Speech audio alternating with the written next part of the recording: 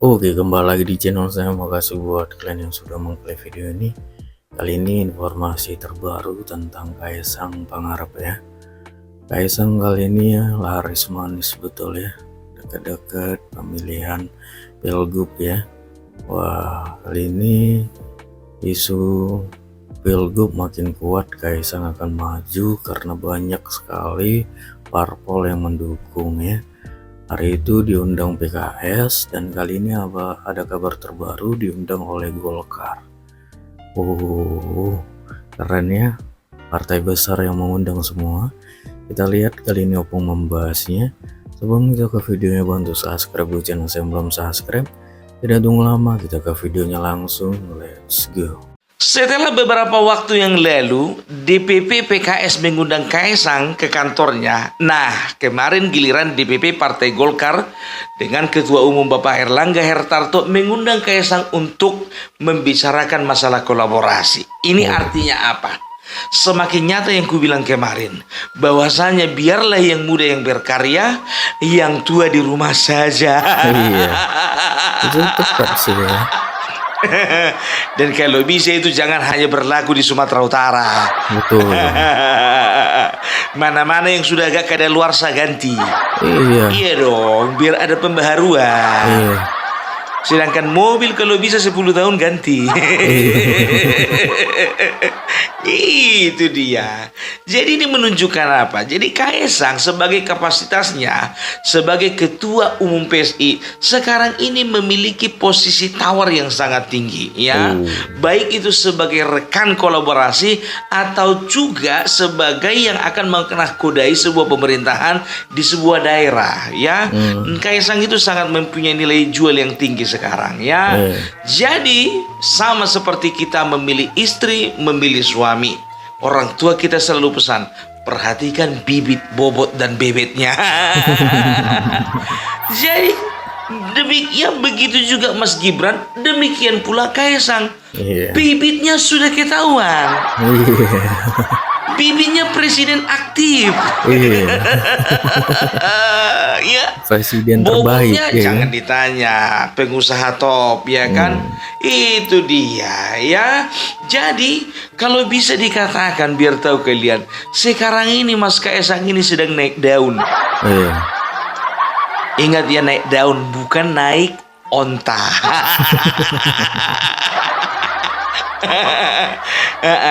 Kalau permainan Mas Kaisang itu gitu dia sama ketua umum, bukan sama menantu malaikat. Nggak main. Ya, itu dia pemegang kunci suara, bukan kunci surga. Nggak main. Itu dia kelas kan? Kelas. Gitu loh, coba bayangkan Kaisang seorang anak muda. Memang dia ketua umum PSI sekarang, yang bisa dikatakan mungkin bagi sebagian orang itu dan bagi sebagian pejabat itu dipandang sebelah mata. Tapi tahu enggak kalian, sadar tidak sadar, sekarang Kaisang sedang menjalin relasi dengan orang-orang yang seumuran bapaknya. Iya, betul. Hebat kan? Hebat. Nggak gampang loh. Nggak gampang. Menyamakan persepsi. Menyamakan pendapat. Ya, apalagi dalam bertutur kata gitu, banyak yang harus dijaga. Tapi itulah anak muda sekarang yang tidak perlu retorika, yang perlu adalah keterbukaan. Iya dong, ya kan? Ini sudah dibuktikan. Jangankan kepala daerah, jangankan calon gubernur, calon wakil gubernur, sudah terbukti wakil presiden kita Mas Gibran. Orang muda toh mewakili kaum Gen Z toh, mewakili kaum milenial kan. Itu dia. Jadi nggak ada yang mustahil bagi kita anak-anak muda. Mari kita sama-sama berkarya. Yang tua di rumah saja. Maksudnya itu sambil menasehati gitu loh. Ya, jadi ini sebetulnya ya, ini menjadi posisi rawan ya. Kaisang ini menjadi posisi rawan bagi musuh-musuh daripada bapaknya. Bukan musuh-musuh ya, musuh karena apa? Cuman satu. Ya, tahu nggak tahu kita sekarang kan yang head to head berhadapan itu kan terahnya Jokowi dengan terahnya Banteng. Iya. Gitu loh. Jadi sekarang kalau ku tengok ini percaturannya ini, ya kan? Percaturannya ku tengok ya, terahnya Jokowi bersama dengan orang-orang yang bisa dipercaya dan kompeten ya, itu sedang berlaga dengan terahnya Banteng gitu loh. Jadi gimana kira-kira ya? Banteng masih punya stok? Itu Sumatera Utara belum kelar-kelar itu. Deklarasi udah kemarin sama PKS memang betul, tapi calon yang mau diusung nggak tahu. Sampai itu di Ramayana itu pusing keliling gitu kalian bikin.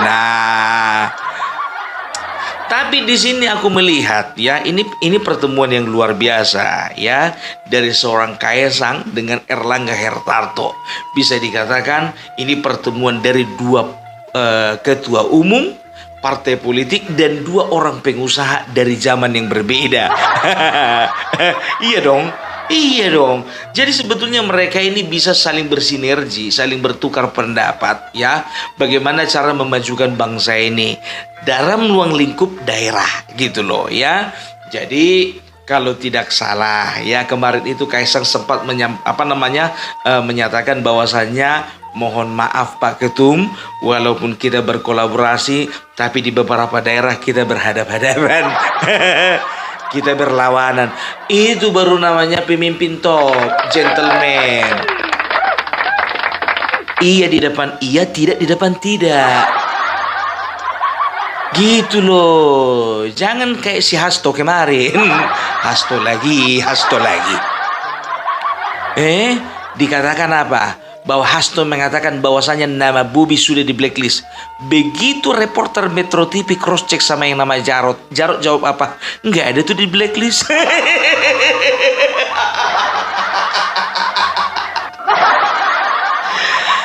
Aduh.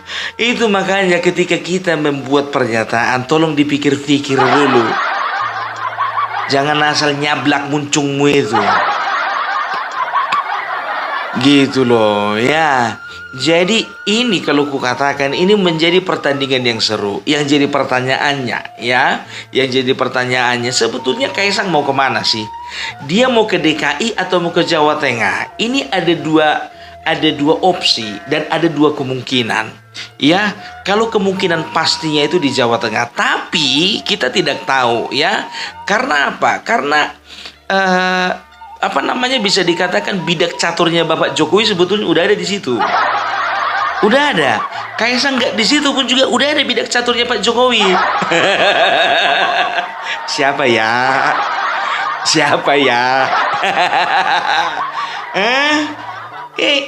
Ahmad Lutfi.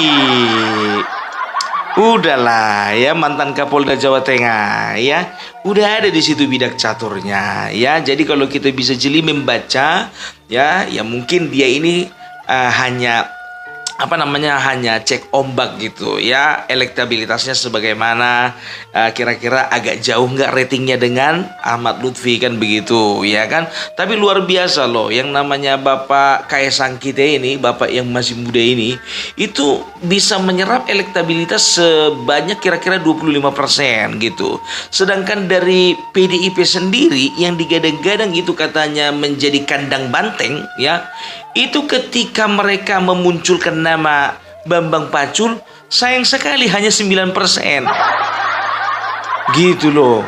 Ya, tapi melawan bidak caturnya Bapak Jokowi tadi yang ku bilang tadi, Ahmad Lutfi ya, itu bisa dikatakan luar biasa gitu loh.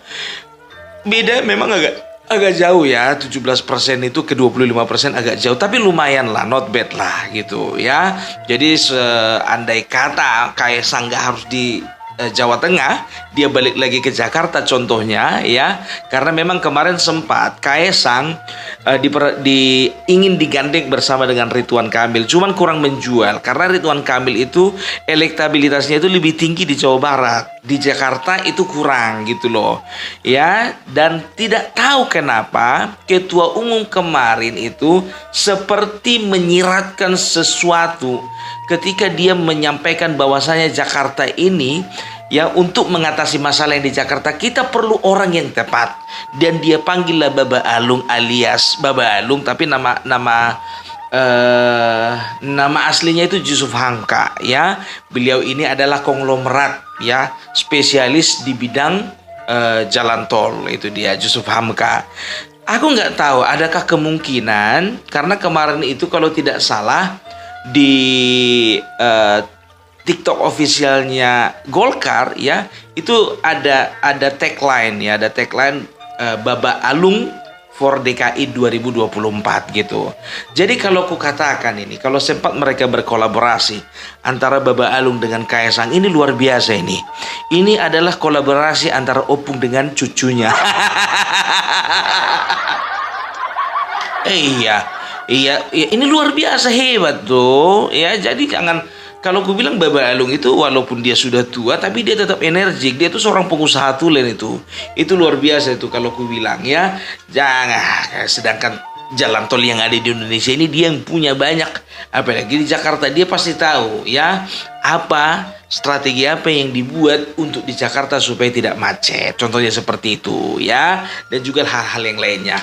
Kurang tahu Kaesang sebagai gubernur atau Baba Alung sebagai gubernurnya ya. Jadi ya mungkin itu adalah bisa dikatakan itu plan B-nya Golkar ya, karena kemarin Golkar itu sudah memberi surat tugas sih sebetulnya ke Ridwan Kamil ya, cuman mungkin perkembangannya elektabilitasnya kurang. Cuman kalau Baba Alung dia karena asli orang Jakarta ya sepertinya agak lebih naik lah ratingnya, mudah-mudahan gitu loh. Jadi inti dari pertemuannya PSI dengan Golkar ini ya, itu sebetulnya ada sinergitas gitu loh. Jadi ada sinergitas antara PSI di daerah-daerah dan juga Golkar di daerah-daerah. Dan tahu enggak kalian, Ketum sendiri mengatakan apa? Bahwasanya ketika Kaesang akan mencalonkan diri, itu yang namanya Golkar, Partai Golkar siap untuk mendukung. Itu dia. Nggak tahu kenapa ya, Kaesang banjir dukungan, Gibran kemarin banjir dukungan, sampai Bobi pun juga banjir dukungan. Iya, apakah ini perang terbuka antara terah Jokowi dengan terah Banteng? Karena kan Jokowi kan tidak punya partai ya kan, tapi kan anaknya punya. Dan juga kurasa daripada mempunyai satu partai yang bisa dikontrol hanya satu partai, lebih bagus tidak punya partai, tapi dia bisa mengontrol beberapa partai untuk melawan partai yang satu itu yang merasa memiliki negara ini.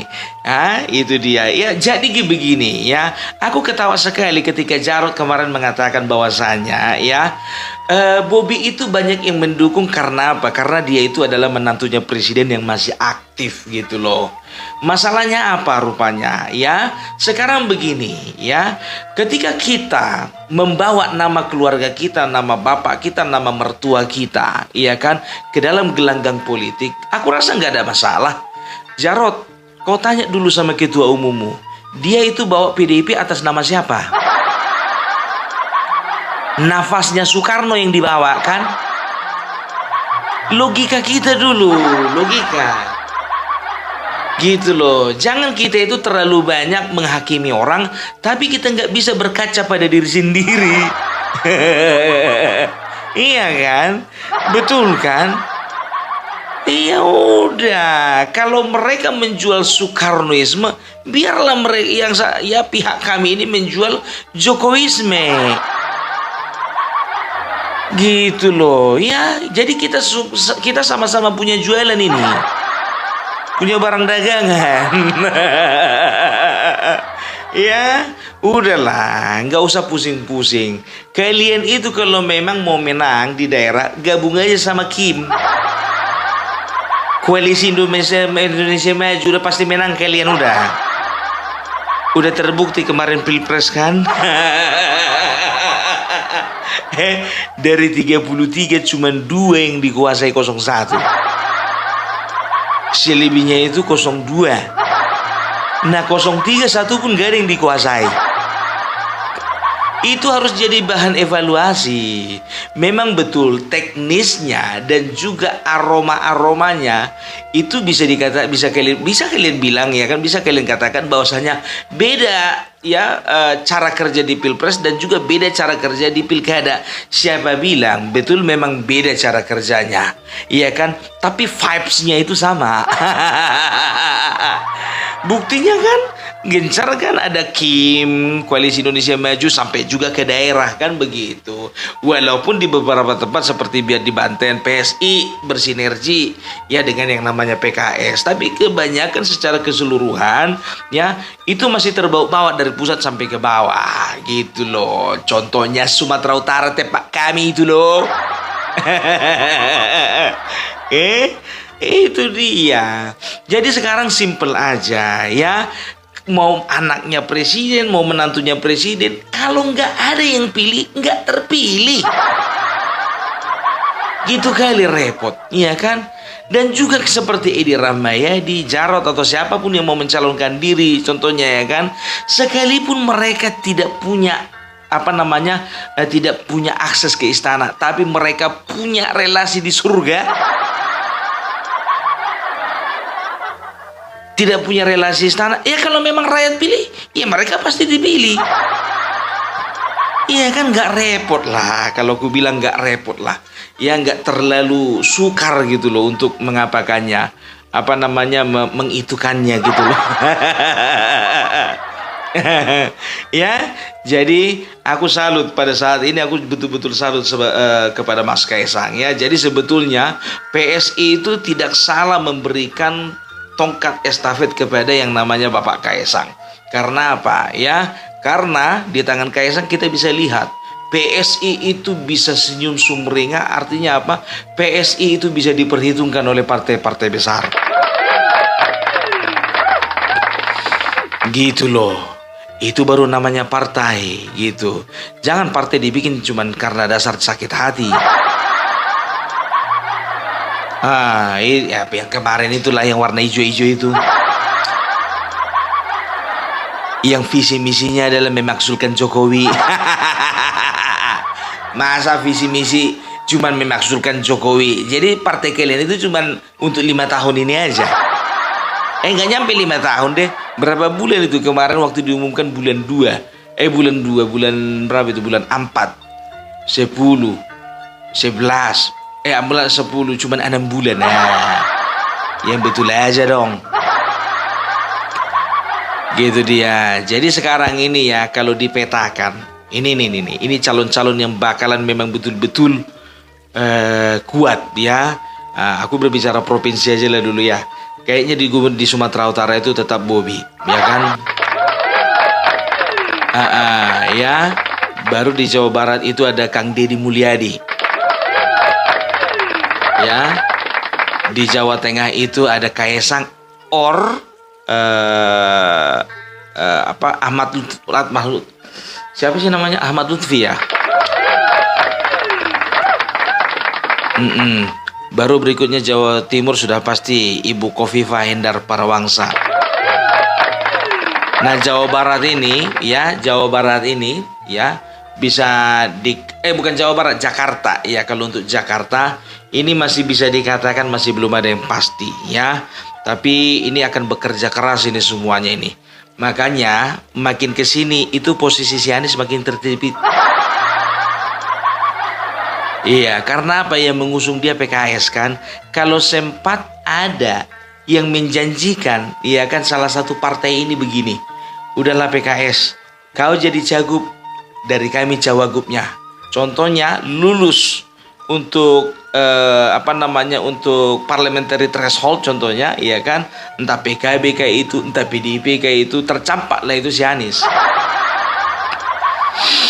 Gitu, ya kan, makanya aku bilang, ya kan, itu tergantung itu nanti. Ya kalau misalnya si Anies yang maju, oke. RK maju lebih oke. Ahmad Saroni makin oke. Baba Alung oke banget.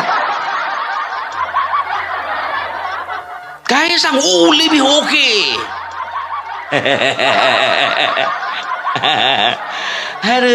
Aduh.